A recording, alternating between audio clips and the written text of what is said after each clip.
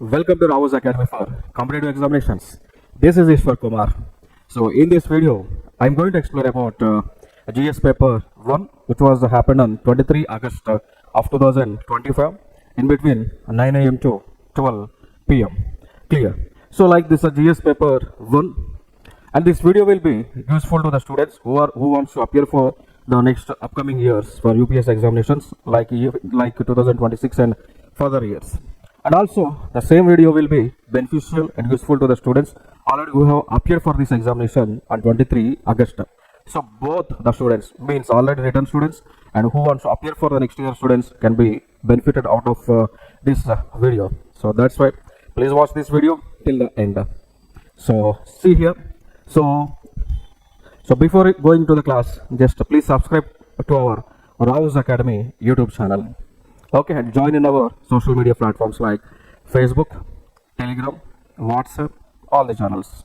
So link is provided in the below description, and also if you have any queries, you can contact to the numbers 95220551, 95220552. You can contact to the Bhopal numbers 95220553 and 95220554 contact numbers. So let us go into the video. See here the question is 9. The ethos of civil services in India standard for the combination of professionalism with nationalistic consciousness. Elucidate. So ethos of civil services. And we can say that in intro we can write pillar of democratic governance. Yes, civil services is one of the pillar of democratic governance. Because civil servants are, who are civil servants? Human beings and citizens of the society. Next, we can say that the ethos of civil service in India stand for the combination of professionalism with nationalistic consciousness. Yes, definitely. Okay. So civil servants do the work, do the service for the people, for the upliftment of downtrodden citizens.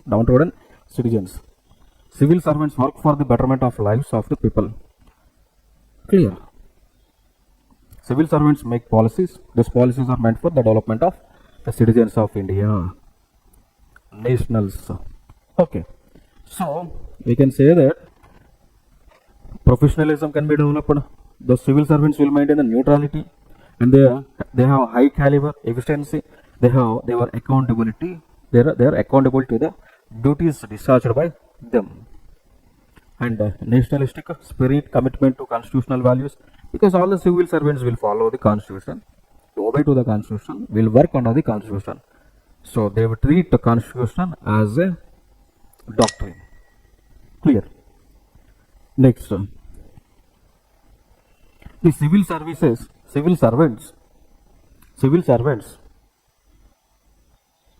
protect the country during crisis. Like for example, during COVID time.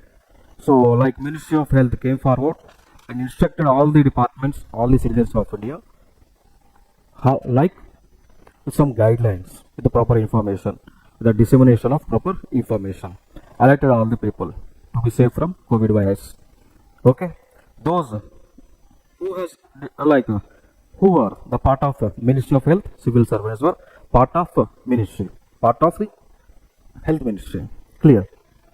Okay, so and finally in conclusion we can write that so fusion ensures the public trust plus nation building. Clear. Next, after that, 10th question, do you think that globalization results in only an aggressive consumer culture? Justify your answer. So in general, in intro I can write that globalization. What is globalization? Globalization is nothing but developing relationship with the foreign countries in terms of goods, in terms of culture transformation, in terms of technology transformation. Like so globalization means making relationship with the foreign countries.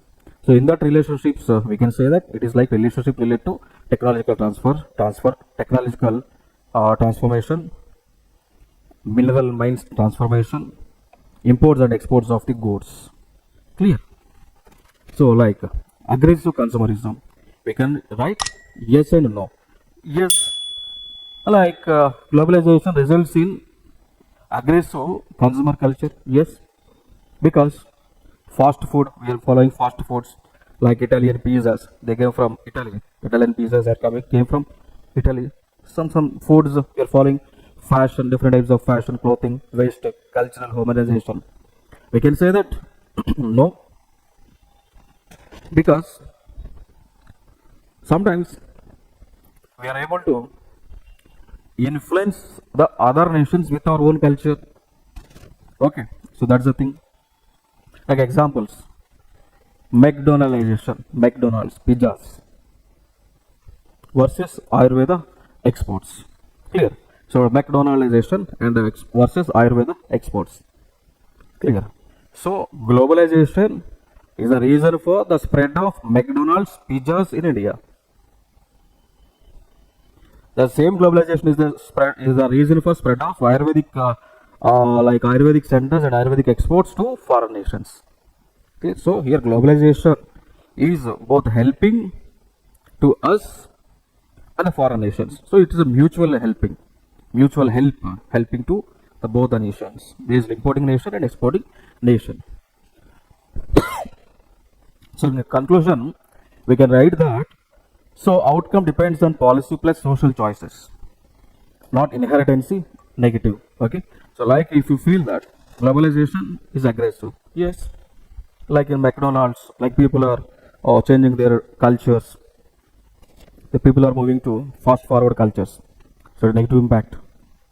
I can say that no, some people are still following our age old traditions. Still some people were following the age old traditions. Clear. Some were following the age old traditions. Clear. That's the thing.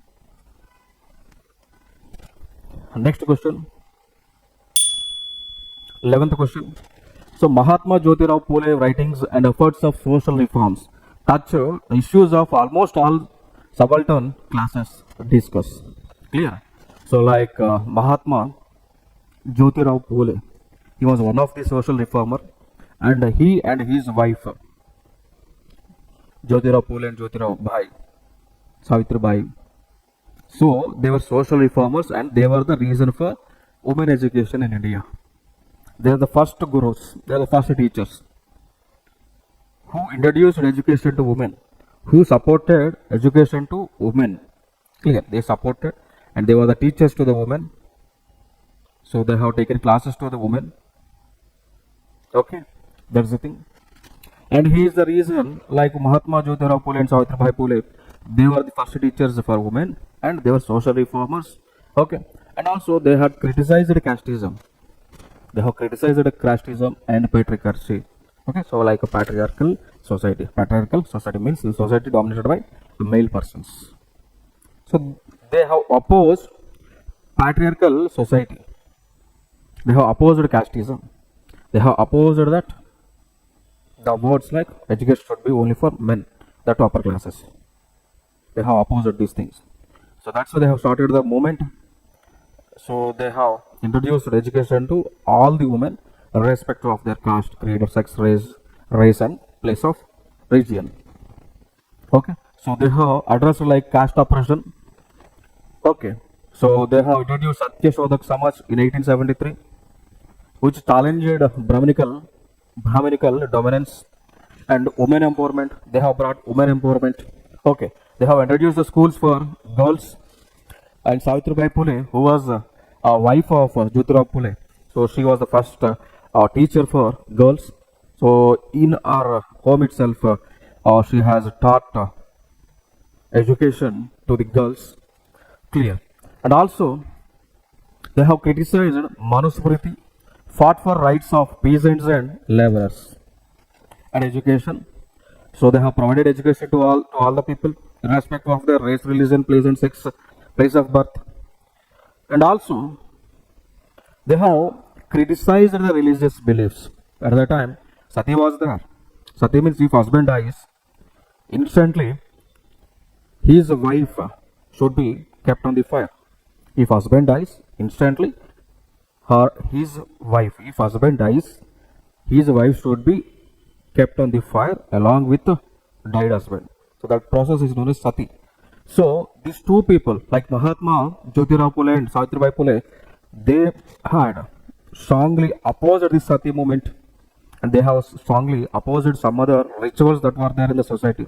Okay, so that's the thing. So finally, I can say that Mahatma Gandhi, Mahatma Jyotirao Phule's and Mahatma Savitribai Phule's reforms or else writings and efforts for the reason for social reforms in the society. Okay, so that's all the points you can mention for this question. And 12th, trace India's consolidation process during early phase of independence in terms of polity, in terms of economy, in terms of education, and in terms of international relations. Yes, definitely. When we have got independence on August 15 of 1947. The main reason for the independence is that India Independence Act 1947. So with that act only, our India was divided into parts on the basis of the religion. But to get independence, all of our Indians were united. So they have started revolutions at their particular places. All the people of Indians, all the citizens of Indians had united and opposed the sovereignty of Britishers. All the peoples, all the Indians were united and opposed the Britishers. And all the people of India had given ultimatum to the Britishers to leave from India. So I can say that before independence, all the people were united, consolidated. Okay, and after that, you can mention some India's consolidation after independence happened. So before the independence, people were united, like we can see during the Champaran Satyagraha, Ahmedabad Mill Strike, Kheda Satyagraha, Quit India movement, during civil disobedience movement. So all that people were united, consolidated. Even after the independence, also people were consolidated. I can give some examples like post 1947, all the people were united. Princely states were merged with India, like even Hyderabad also merged with India, Jammu and Kashmir merged with India, Goa merged with India, that is in 1960. Okay, so like after the independence, people were consolidated. Indian territories were consolidated as a union of states. Next after that, in terms of polity, here the question is asking about in terms of polity. Yes, definitely. We have our own constitution. So like we have our own constitution, which was came into enforcement on January 26th of 1950. Clear. So we have our own constitution. All the citizens of India following our constitution, working as per the guidelines of the constitution. Clear. And integration of states happened. So now as of now in India we have 28 states and 18 union territories. So before that, clear. So before the independence, there are around 547 princely states in India. So after independence, there was no any princely state. All were merged with Union of India. So like Indian territory was integrated, consolidated. Clear.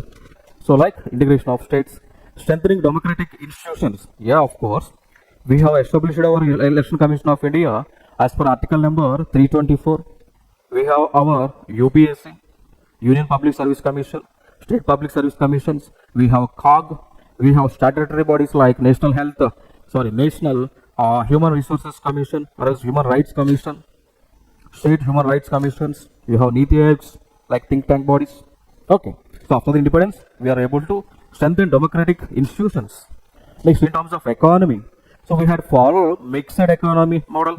Like now, even still, we have both capitalistic economy as well as socialistic economy. We have, like for example, we have some industries under the control of government, like BHEL, ECL, and some industries work under the control of private players. Like we can say, private players are like Reliance Industries Limited, Adani Ports Limited, Tata Private Limiteds, like that. So now in India, we have both two economies. One is a capitalistic economy and the second one is that socialistic economy. So socialistic economy examples are BHEL, ECL, like that. Capitalistic economy examples are Reliance Industries Limited, Tata, like that. Okay.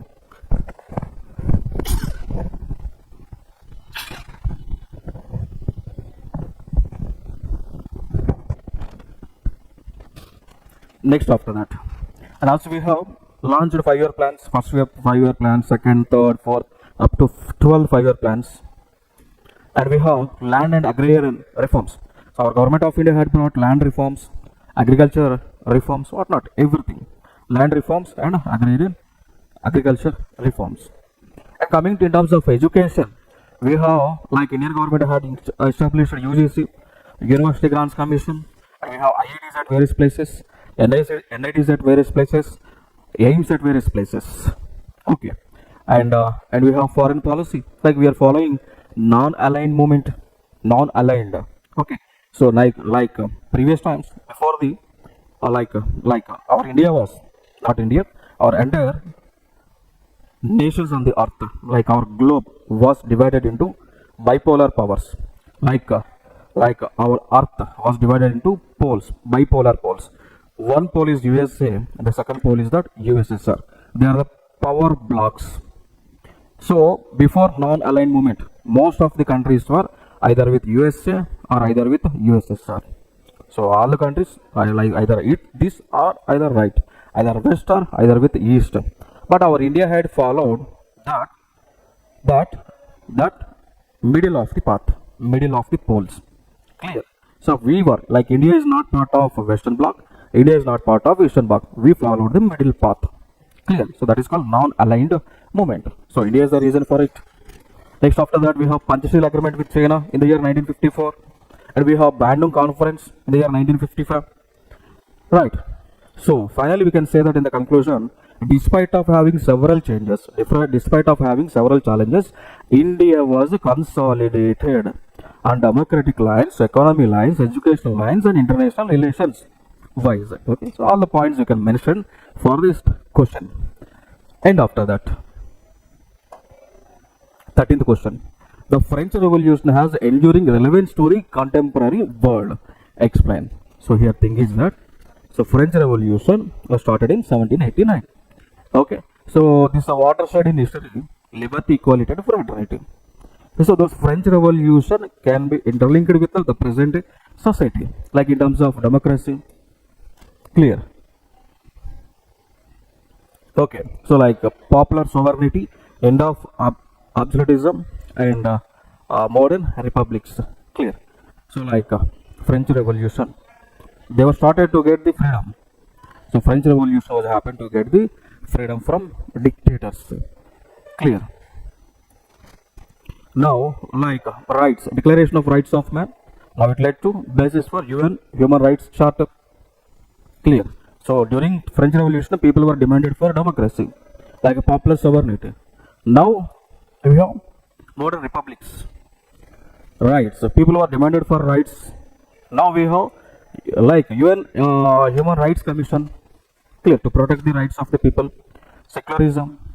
So in the previous times, people were demanded for separation of church and state. Now we have a secularism model. So religion is not part of state. Clear. So religion is not part of state. For example, India is a secular country. So India doesn't have any state religion. Next, nationalism. So sparked anti-colonial movements worldwide. Clear. So like during French Revolution, people were revolted against the dictators. Clear. Against the dictators. So like in that time, nationalism was in their mind. Now the same nationalism is continuing in the present day generations. Social justice, abolition of feudal privileges. Okay. Now influence on socialist and egalitarian thought. Okay. So like feudalism was abolished now. Now in the society, equal. Everyone is equal. Everyone has the opportunity to enjoy anything. Okay. So in conclusion, we can write that its ideal still shape debates on democracy, equality, justice in the modern world. Okay. So and we can say that French Revolution, the like aspects of the French Revolution is one of the reason for the present day society. Next after that, give a geographical explanation of the distribution of offshore oil reserves of the world. How are they different from the onshore occurrences of oil reserves? Clear. So like you can say that coming to here, geographical explanation of the distribution of offshore oil reserves, offshore and onshore, the difference.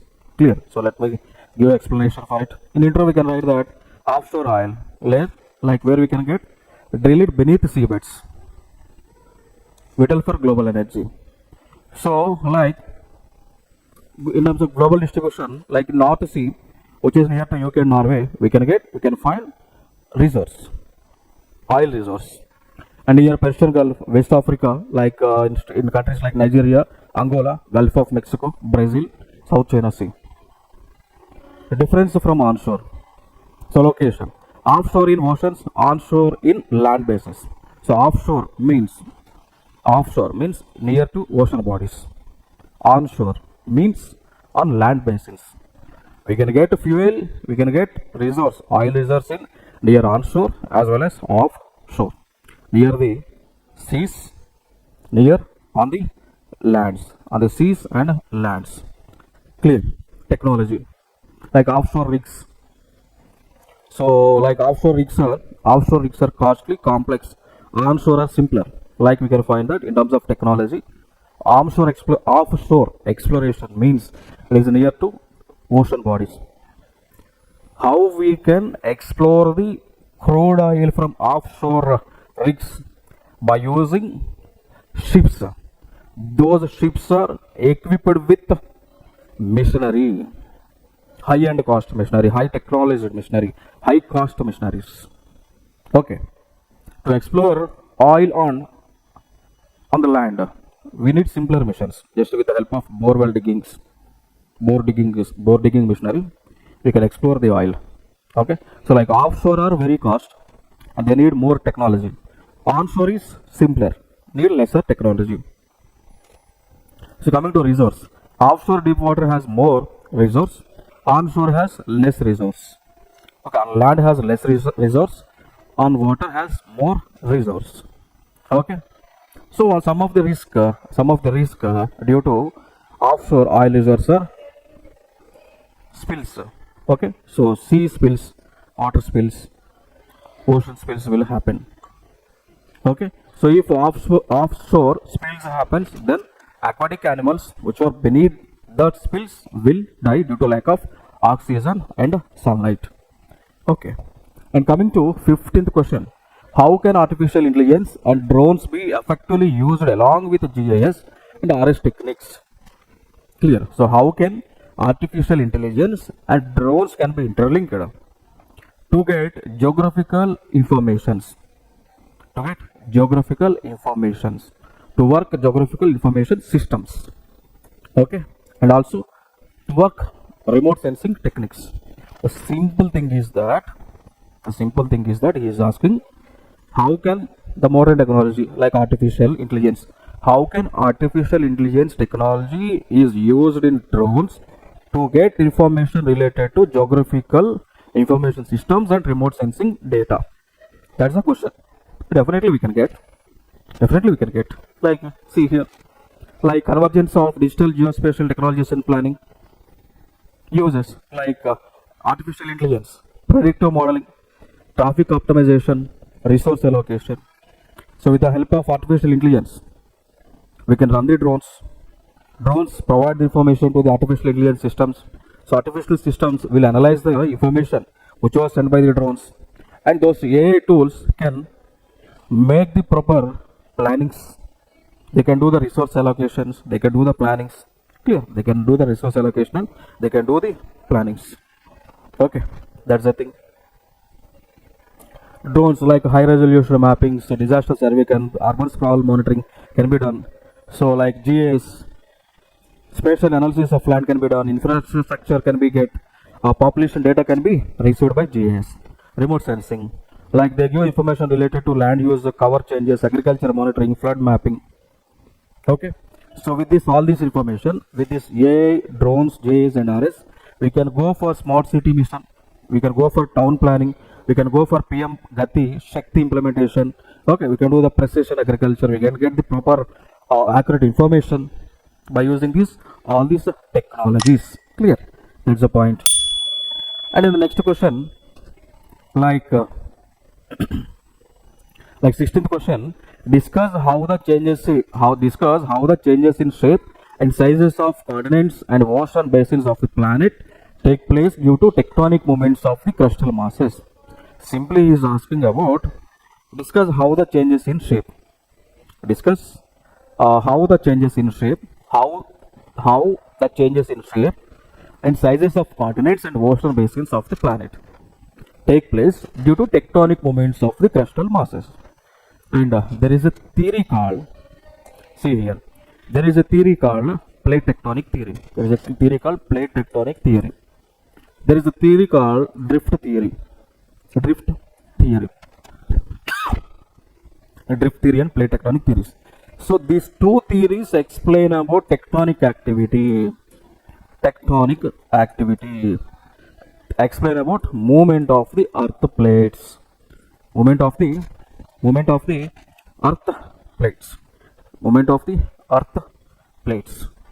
Clear? Movement of the earth plates. By getting from the information from these theories, we can conclude that earth was divided into plates. Earth was divided into plates. So those plates are moving in all the directions. Like we can give some process, divergence process, convergence process, transform faults, subduction happening. Clear? Like divergence means here the plates are moving away from each other. Divergence. Like this is one plate and this is a plate. These plates are moving away from each other. So divergence is happening. So due to the divergence, shape of the continents, shape of the land is changing. Still it is happening. And the sea floor spreading also happening due to it. Like you can find here mid-Atlantic ridge. Convergence. So here the plates are coming together. Like you can find here India and European plate. Like near the Himalayas. Why Himalayas are increasing its height? Because of convergence of two tectonic plates. One plate is Indian plate, the second one is Euro-Asian plate. We can call it as Euro-Asian plate. Okay. Transform faults. You can find it here near San Andreas fault. Okay. So there is a reason for earthquakes. There is a reason for transformation of the shapes of the continents. Subduction. Like somewhere plates are subducting. Okay, so there we can find deep ocean trenches. Example is Mariana Trench. So finally, what is happening here? Because of these activities, because of these processes, continental drift is happening, new ocean basins are forming, and reshaping of coastlines are happening, and shape of the continents are changing, shape of the countries are changing. Clear? So with that information, I can say that I can justify this answer. In conclusion, we can write Earth's surface is always dynamic and evolving system. So surface of the Earth is always dynamic, continuously changing, and it is going on continuous evolution process. Clear? So even whatever the landmass, whatever the different types of mountains, valleys that were present on the Earth, they are continuously changing. Because Earth is a body, it is a celestial body which is transforming continuously, which is evolving continuously. The evolution of the Earth is a continuous process. Clear? So with that information, I can justify this question.